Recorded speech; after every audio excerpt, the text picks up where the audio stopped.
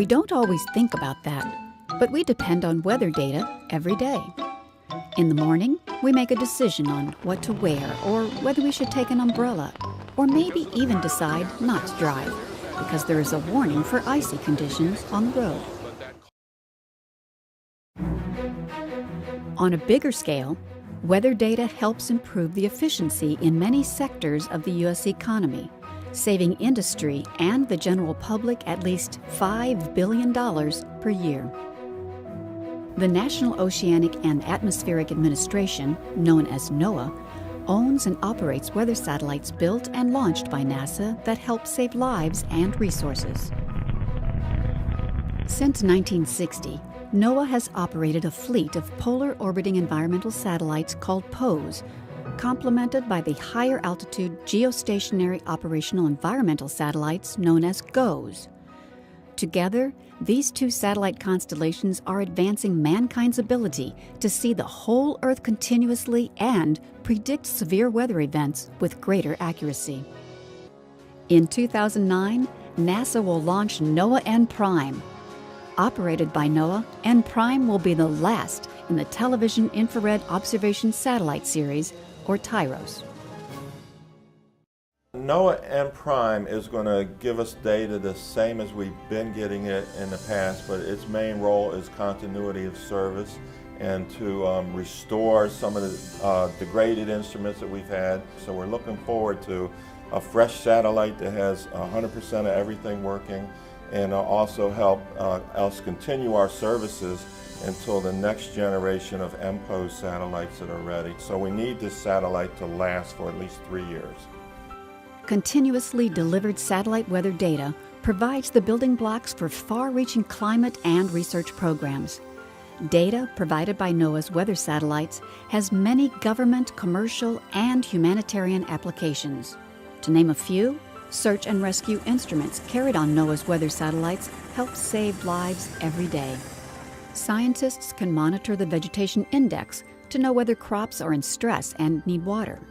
Farmers rely on the weather forecast to know when they should plant and harvest the crops. Fishermen use weather data to decide when and where to fish. Tracking migratory animals, endangered species, volcanic eruptions, forest fires, and icebergs are also a function of NOAA's weather satellites. Ships take advantage of information provided about ocean currents, streams, and even icebergs to save fuel and chart safe routes.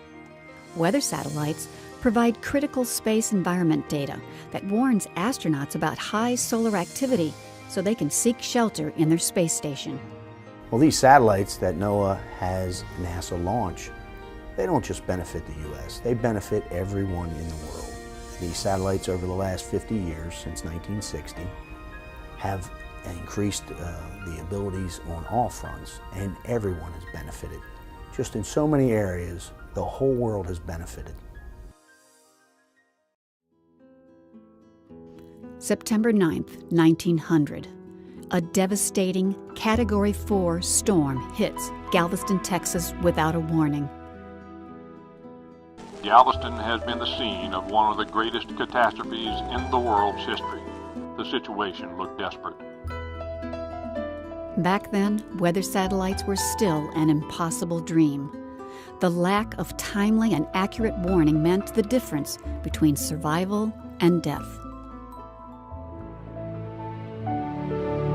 Within these last 19 months, at least 45 satellites have circled the Earth. Some 40 of them were made in the United States of America. Transit satellites are helping our ships at sea to steer a safer course. TIROS satellites have given us unprecedented warnings of hurricanes and storms, and will do the same for forest fires and icebergs. The first weather satellite, TIROS-1, was launched on April 1, 1960, from Cape Canaveral, Florida. The satellite weighed 122 kilograms and carried 2 TV cameras and 2 video recorders. The first picture was of clouds was pretty rough and was actually classified and rushed down to the White House. With the advance of science and technology, we can now be fairly certain that a Galveston storm will never be a surprise again. The microwave instruments on board NOAA and Prime are so sensitive that they can see Earth's surface through the clouds. As it orbits at 860 kilometers above Earth's atmosphere, NOAA and Prime sends near real-time data for evolving severe weather formations.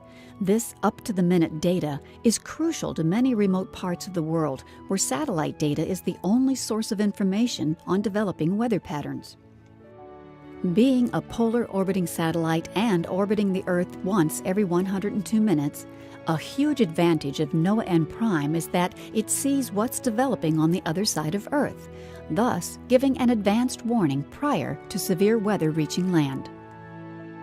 We need to let people know right away that there's this solar flare coming, there's this hurricane, there's this tornado line outbreak heading your way, or there's some winter squalls or some lake effect snows coming off the Great Lakes. These are all things that we need to let people know, today or as soon as possible that that's going to happen.